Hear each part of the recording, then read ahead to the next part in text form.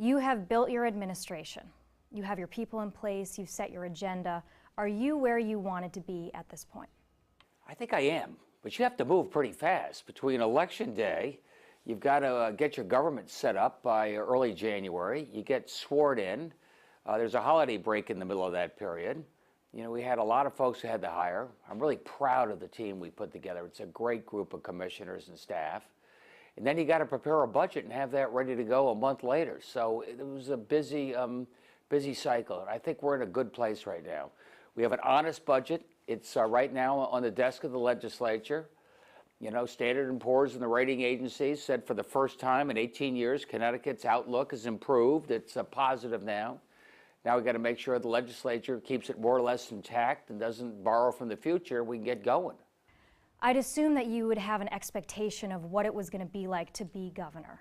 I'm curious to know if it's any different than you thought. I've been really impressed with the quality of people that have rolled up their sleeves, came in, said, this is a state that's at a real crossroads. We want to do what we can to help. I got folks from the private sector. I've got folks who have worked at DCF, and now Vanessa's commissioner there. She's been there for decades. I think the political side here of the Capitol building with the legislature is still something I got to work on. It's not, you know, what my background is, but they're good people in this building, and they all want to, they're all here because they care about the state of Connecticut, so I got to find some common ground. Working with a legislature is probably more difficult than it looks, right? Someone would look at you and say, he's got a Democratic majority in both the House and the Senate. Piece of cake. What are the challenges you found with the legislature? Three parties here in the legislature, as far as I can figure out. They're progressive Democrats, they're moderate Democrats, and they're Republicans. And my life is much better if all three are at the table. My life gets a little complicated if the Republicans say, not my problem, over to you. So I'm doing everything I can. I keep talking about the door is open, the table is right there, doing everything I can to keep everybody at that table. Are you getting more pushback from progressive Democrats or Republicans? Oh, probably about equal. I want to talk about two things that you said during the campaign that really resonated with voters. One of them was that you weren't going to take a salary. Governor Malloy was paid $150,000.